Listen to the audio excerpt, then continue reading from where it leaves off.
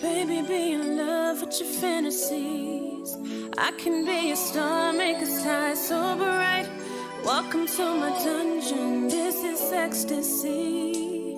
Let me play the fantasy. What's good, YouTube? It's your girl, Asia. And it's your boy, BJ. And we back like we never left. Y'all, we back in the building with another reaction. Appreciate everybody for pulling up for another pull-up. Yeah. Now, we're going to be checking out 15 things that you can only discover in Japan. Okay. That should be interesting. Yeah, it should be really, really interesting. Yeah. I'm talking about the entire world. Entire world. So nothing you can find but anywhere else. Wait, you can't find anything else in the world but in Japan. These 15 things. Okay. Exactly. All right. That you can only find there. Make sure y'all like, comment, subscribe, smash the notification bell, join the family. I'm telling y'all. And let's go ahead and jump into it. I'm telling you. Now it might blow your mind. Okay. Oh, and this video comes from the Supreme channel, y'all. So we'll be sure to link their channel information down in the description if y'all want to check this video out, okay? So let's go ahead and jump into 15 things that can't be seen anywhere but in Japan. Yeah. There are plenty of oddities to being discovered in Japan, but what are the wonderfully weirdest things? Could be the robot hotels or the Kentucky-style fried chicken Christmases, carved canyons of snow to infamous roller coaster bridges. And don't even get us started on the fabulous fruit-shaped bus stops.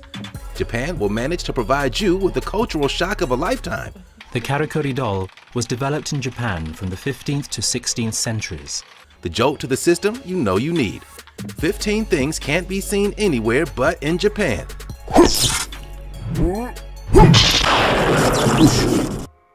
Number 15. Tea tree houses. This flying mud boat traveling tea house installation is Japan's newest addition. Simply put, an acorn-like mass blown up to human scale or a tiny version of a house is suspended or perched and only accessible by a ladder. The tea house concept is in itself quite dynamic. These tea tree houses are capable of being installed in any environment and any climate. And although it's only big enough for a few people, the idea could be used as a case study for the practical application on a residential scale in places where being elevated off the ground would serve as an advantage. In earlier times, various terms were used. Man, when I tell you it looked like the wind is gonna blow and that thing gonna come off on top of them trees like that.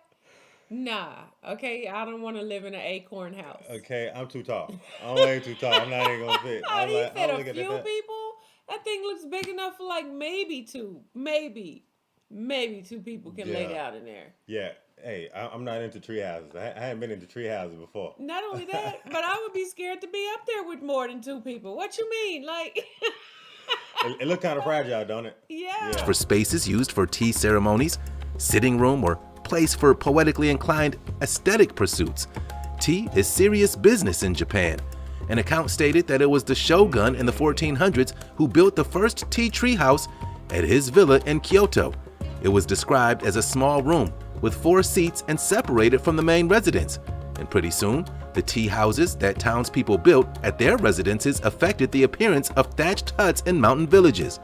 Tea houses were built mostly by Zen monks and merchants who practiced tea ceremonies. They sought simplicity and tranquility, and it remains a distinctly Japanese tradition even today. Now, let's get ready for today's open discussion.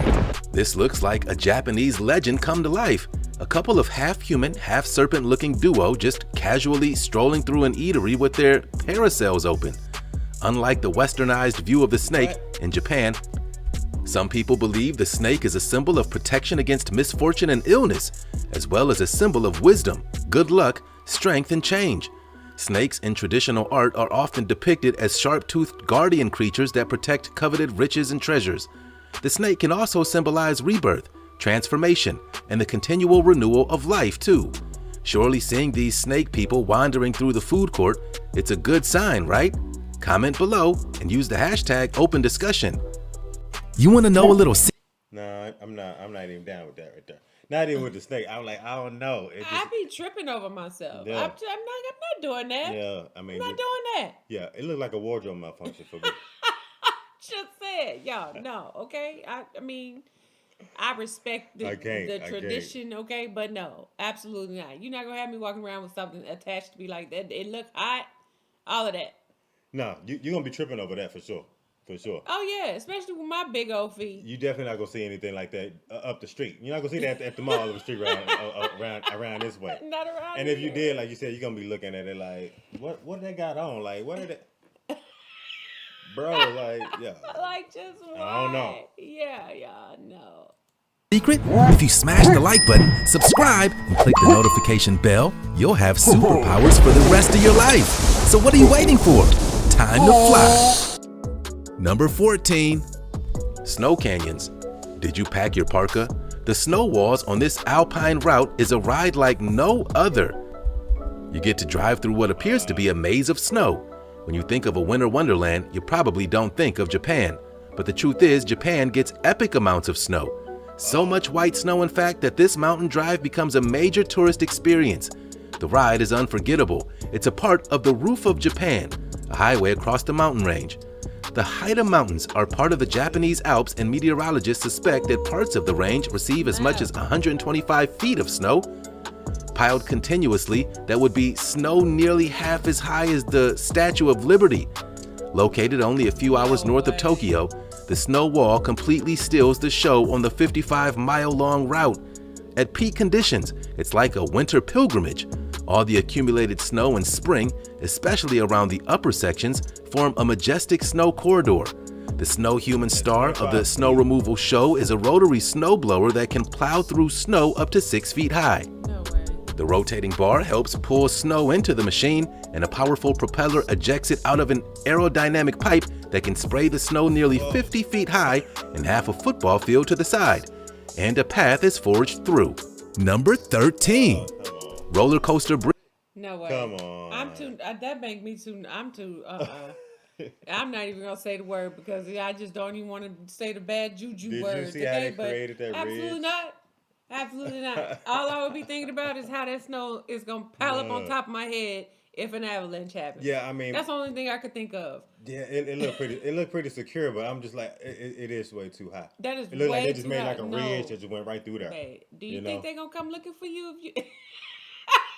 Just absolutely not. I didn't even see anything remotely close to that than when we went to Colorado, but not even that close. No, that was. And even that made me nervous. That's why I'm like, to think that. No, I was nervous in Colorado. And even though you see it trickling down. Yeah. You see the snow kind of trickling down like it's gonna be a little avalanche. Bridge. The concrete Ashima Osashi Bridge spans across a huge lake connecting two cities. If you're looking for a roller coaster that you can take in safely on your vehicle, then the 144-foot tall bridge might be your ticket. Though it doesn't have any spins or loops, it has an extraordinarily steep incline that can seem quite fun or terrifying when approaching it head-on. However, drivers descending into the two cities linked by the bridge are treated with panoramic views of their destinations. The bridge was designed to let ships pass underneath, which is why the steep, abrupt inclines from the banks of the lake are necessary. And it's the largest rigid-frame bridge in Japan, and the third largest in the world. The roller coaster-like effect seems all the stronger when the bridge is photographed from the front, which makes the climb seem even more abrupt. But it's still pretty steep. It still makes for a truly mind-blowing spectacle, both at the top or not. One can only imagine what it would be like to be stuck at the top in traffic. Still, the bridge is listed as one of the top attractions in Japan. Construction began on this bizarre bridge in 1997 and took 7 years to complete. That looks fun. No, that don't look fun to me. That does not look fun to me. That looks not fun. The bridge, no, not at all. What, babe? No, 140 something feet. Yeah, I look like, man, I'm telling you. I don't even like roller coasters, so I'm gonna pass on that one. Yeah. You ride up on the bike and you put your feet out to the side and just ride down. Can you imagine how much fun that is? Like, I get, and on a bike, no. Yeah, I don't know about that one. I'm gonna pass on that. I be living roller the coaster, time of my life. Okay, whatever.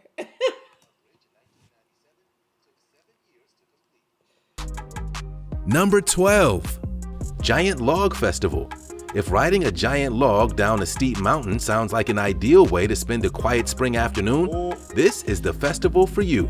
Held every 6 years in Nagano, Japan, the festival involves moving enormous logs over difficult terrain, completely by hand with the help of thickly braided ropes and an occasional assist from gravity as the logs barrel down hills. It's called the Anbashira Festival. It involved cutting down and transporting the logs, each of which can weigh up to 10 tons.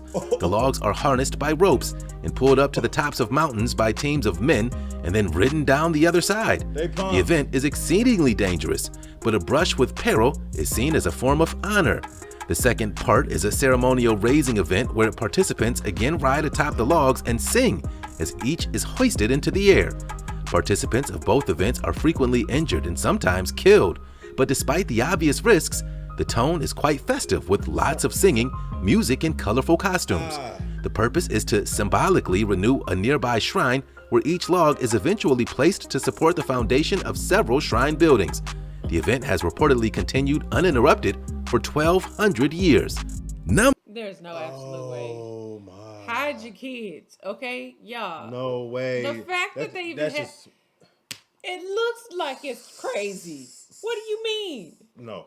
I'm not going to go play with a log. Are you kidding me? No. When they said 10, and they said 10 times, I'm just looking at it already. When they said an entire tree, basically, and sliding down. When I saw them doing it the first time, I'm like, whoa, that's way too insane. Not to mention, none of them stayed on it. Like every single time we watched it, everybody fell off. So what is the point? When you talk about extreme sports, this is something you're gonna only find in Japan for sure. I'm not playing that game. This is extreme. No. Number 11. Karakuri Puppets. Check out these mechanical puppets.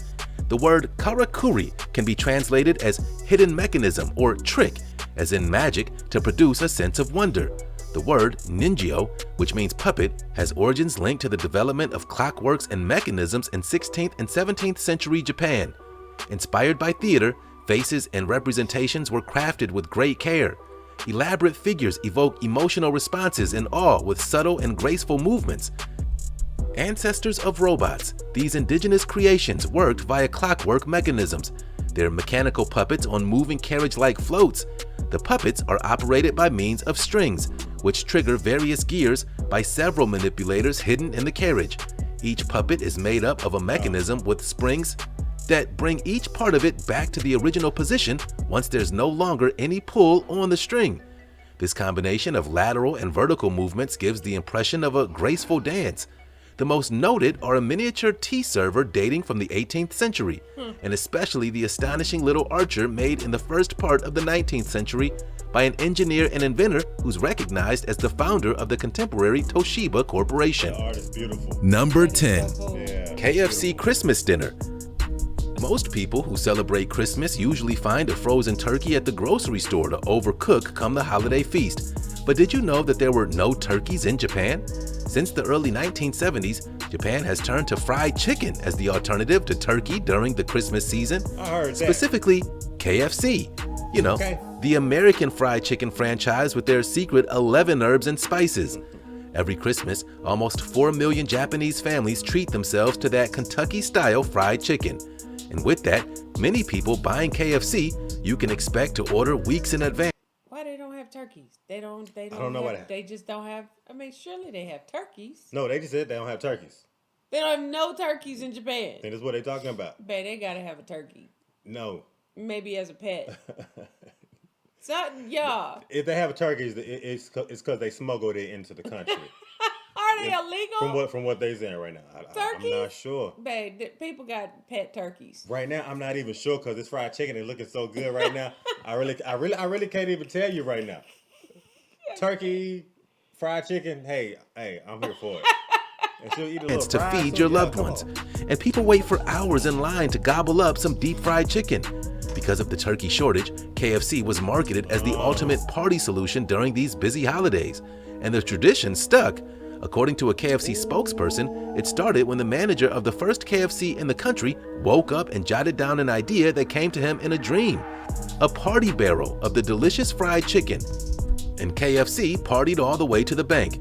Daily sales at some restaurants during the Christmas crunch time can be 10 times their usual take. While millions do celebrate Christmas with KFC, it's also a popular date night option in Japan. Number 9. Robot Hotel. Travel. Never know. We don't ever go to KFC over here like Harley. We don't even have a KFC close by. Not for a date night. No. No. Yeah, we don't have that many KFCs. I wish you would take me to KFC for a date night. Hey, I'm gonna get you the number 3 2-piece. You know, biscuit. You get 2 sides and you get coleslaw with it. At least give me the potato wedges, okay? Yeah, Coke with a light ice. Right. There you go. You know what I'm saying? A medium. We can't do the large. Yeah. I can't afford the large. Yeah. See. Medium Coke light ice. 60-cent difference. Tours here are sure to have a memorable stay. Welcome to the Hina Hotel located in Nagasaki, Japan. Robots, one of which is an English-speaking dinosaur robot, serve to check guests in, and porter robots will carry luggage up to the guest rooms. In fact, it's staffed by multilingual robots, lots of them. Another quirk of this innovative hotel is facial recognition. With keyless locking and entry, guests need not worry about forgetting key cards during their stay. However, if facial recognition technology isn't your thing, you can request a card key if you wish. Japan is a world leader in robotics technology, and the government is trumpeting robotics as a pillar of its growth strategy. One of the Japanese definitions of hin means to change, which represents the hotel's commitment for evolution and striving for the extraordinary sensation and comfort that lies beyond the ordinary. The concept of the hotel is to provide the minimum necessary to remove useless amenities. But don't fret, there's free Wi-Fi. Of course, a human staff is also on hand for guests 24/7 should a problem arise, but robots make up their primary staff, and yeah, you can talk to them. It's dotted with security cameras, and real people watch everything through a monitor to ensure guests are safe and no one makes off with a robot. Number 8. 3 sacred treasures. And legend, I don't know how I feel about that, though. I know, going to the front desk and saying, yeah, you know, I'm talking, here to check in. Trying to check in. Yeah. Hi, Asia and BJ. Welcome. Welcome to the hotel. How may I help you? Wow. And you talk to it and it talk right back and do everything you needed to do. I don't know Voice how I feel about that. recognition. The facial recognition thing. Yo, I don't know. I think I would be a little bit creeped out, though. I'm not gonna lie. Just me watching, I'm like, I don't even know if I can sit there and talk to a robot like that. Right. It's too That's too real for me. It's kind of like, it's too much AI for me right there. But you know, that's too much artificial intelligence right because there. you think about it, like how we just walked into Walmart the other day. Literally, y'all, like almost every single checkout lane in Walmart now is automated. Yeah, you gotta do it by yourself. Yeah. Can you believe that? If I can believe that, I can believe this. Like, it kind of freaked me out. I was like, I did too. those are jobs. You know what I'm saying? The fact, y'all.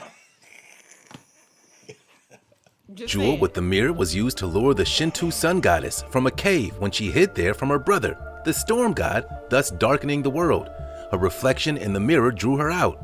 These and then the sword was passed into the possession of the legendary first emperor of Japan, who ascended to the throne in 690 AD. The 3 treasures are said to have been bestowed upon him by the gods and are a confirmation of the emperor's divine right to rule. So they're kind of a big deal, the imperial regalia of the Japanese emperor. In fact, nobody but the most senior Shinto priests and the emperor have ever seen them. The sword, the great swords of ancient Japan, were named and had personalities. Such is the case with this weapon, representing valor. The mirror, since it's been seen by few, scholars have determined that it's probably octagonal in shape and 1 foot in diameter. It's also unknown what substance it was made of, but copper, bronze, iron, and stone were all materials used in ancient Japanese mirrors. The mirror represents honesty or wisdom. The ever-bright curved jewel is probably the only one of the 3 treasures that are the original and represents compassion or benevolence, probably made of semi-precious stone like jade. Number 7. Fruity bus stops. Nagasaki in Japan is undoubtedly worth a visit for its beautiful temples, museums, and natural history. But Nagasaki also has a low-key vibe, but no less charming spots to see. For example, these fruit-shaped bus stops, watermelon, strawberry, orange, melon, and tomato even. These adorable bus stops were set up after the Travel Expo in 1990, hoping to create a welcoming environment for visitors. Travel was the expo theme, and it was hugely successful. You'll find 16 stops along National Route 207, each of which is shaped like one of the 5 giant fruits. They've stayed in service there ever since, lining the main road through town, keeping travelers dry. They still look pretty good after 25 years. Hardly a brown spot on any of them.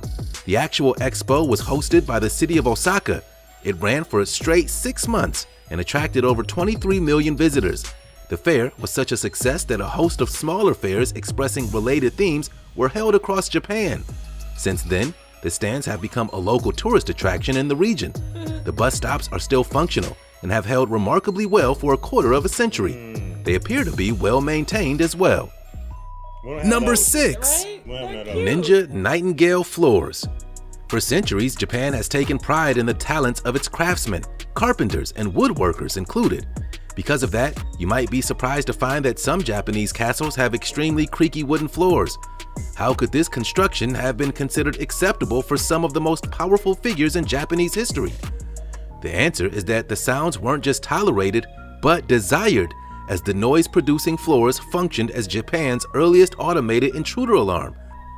The specially constructed floors, named literally translated as Bush Warbler Guard Watch, more commonly referred to in English language texts as Nightingale floors. Planks of wood are placed atop a framework of supporting beams, securely enough that they won't dislodge, but still loose enough that there's a little bit of play when they're stepped on. As the boards are pressed down by the feet of someone walking on them, their clamps rub against nails attached to the beams, creating a shrill chirping noise. It's supposed to sound like nightingale mating calls, but it really means sound the alarm. Nightingale floors were used as a countermeasure against ninjas, spies, thieves, and assassins. Number 5. Whoa. Transformer University. This technical college's hulking metallic form has been known to give passerby quite a shock. The school, which opened in 1990, was designed to house the campus of a trade school. What possessed the creators to design it like a transformer? According to the architect, this building consists of many parts. They all are essential architectural elements: posts, water tanks, lightning rods, joints of various kinds. We can see that. It lurks around a sharp corner, seeming to pounce out at you at the last minute as it preys on the rickety old wooden house below. A cross between an insect and a motorcycle. But if you approach it from other angles, it's visible long before you arrive, with a mysterious red antenna poking out between neighboring apartment blocks. The design is based on the winning entry in a competition. The facility, located on a narrow street, contains classrooms, faculty space, and a gallery. The body of the machine insect is clad in aluminum panels in 4 corners. The architect itself says that architecture ought to be something capable of moving people's hearts and giving them a thrill. Another purpose of this building is to assure that anyone who might see it experiences a definitive feeling of excitement. Number 4. What? That's different. That's rare. That's very, very different right there. That's rare. You're not gonna see that. Wow. You're not gonna see that when you go downtown. I'm not gonna see that like very often. Yeah, no. Something not. shaped like that. I do like that the fact that they had lightning rods in there though. Yeah, right? Okay, Hey, yeah. come on now. I can use one or 2 of those myself. Okay? Yeah. I need one right on each side. No. Okay? Experiences a definitive feeling of excitement. Number 4. Volcano in a volcano.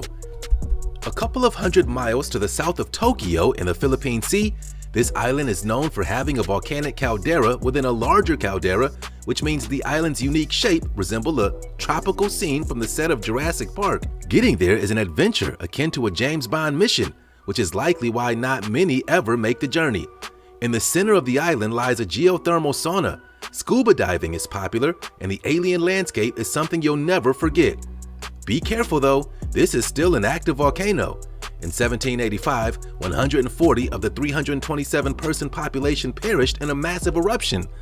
It's been over 200 years since the last eruption. Time to move. It's time to move. Can I say this real quick? They say it's still active. The volcano is still active. First of all, I was thinking that, and I'm like, and there people are living there? They're still living there? They're still living there. I like the fact they got the geothermal little spas and all these little things of that nature. Yeah, that's nice. That'd be real nice. You know, that's real good for your skin and everything. 200 years is too long. That means like at 201, 202 at any moment.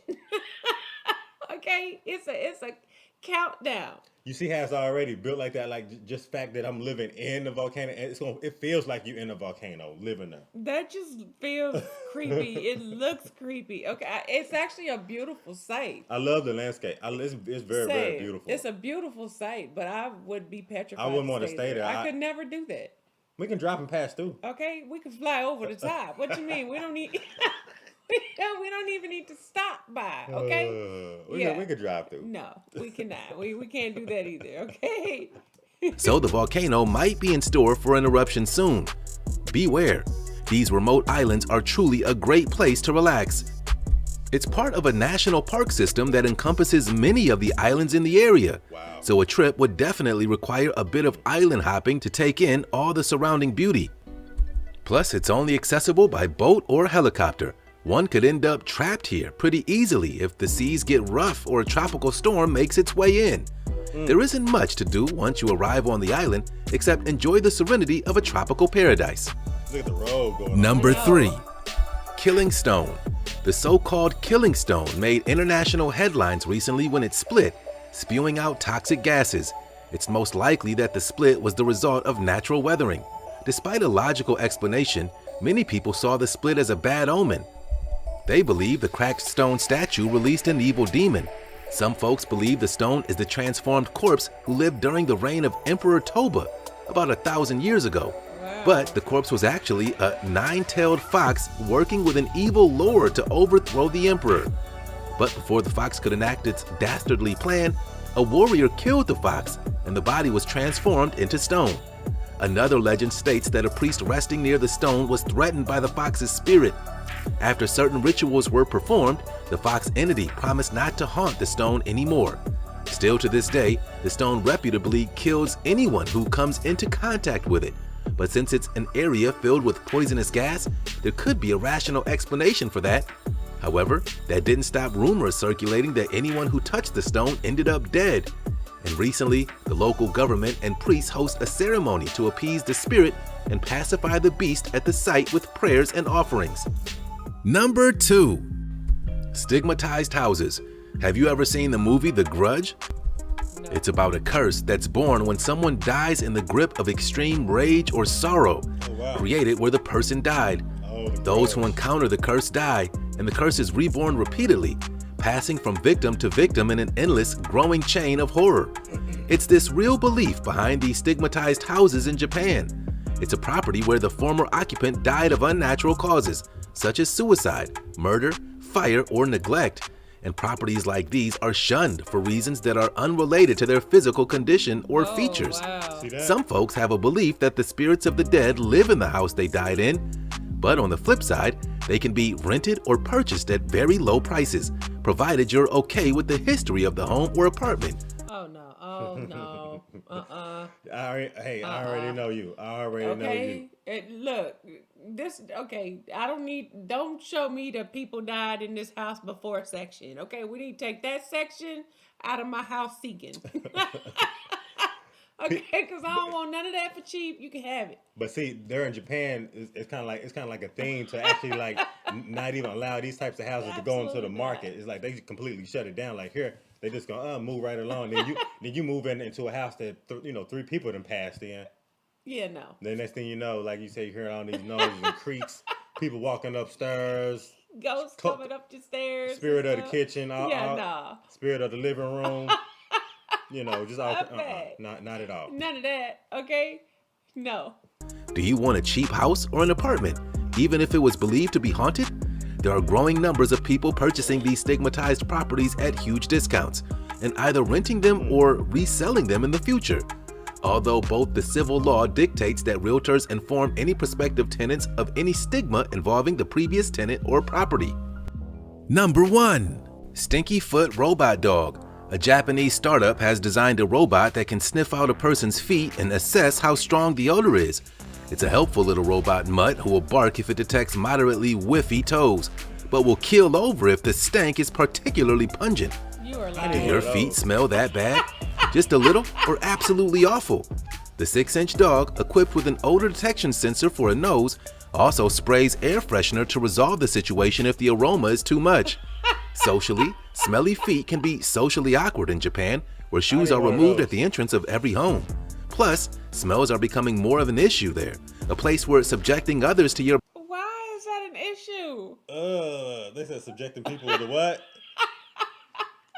Ew. You sure you don't need one of those Man. for your feet? You know when you go work out with no shoes on. Maybe for Trey. Sometimes you like to go work out with no socks on. I don't know what it is about our son, y'all, but when I tell y'all his little stinky feet, y'all, he come in and he take his shoes off, and we all be like, yeah. What is that smell? Like it just, y'all, it's just so confusing because we don't know where it came from. The feet of a teenager. Come on now. Yeah. Feet of a teenager. And he'd be like, oh, I didn't have on any socks today. And I just, okay. Stinky feet boy. It begin to you, don't it? Yeah, dude. Plus, smells are becoming more of an issue there, a place where subjecting others to your body odor can even be considered offensive. And we get it. Of all the senses, the sense of smell is the most important trigger of memory. One reason is that our sense of smell is located in the same part of our brain that affects emotions, memory, and creativity. Sniffing can also offer information on people's emotional states, such as if they're happy, sad, or fearful. Awareness of our innate smelling abilities, however, is complicated because the human language doesn't have words for a trillion smells, and much of smelling happens and we don't even notice.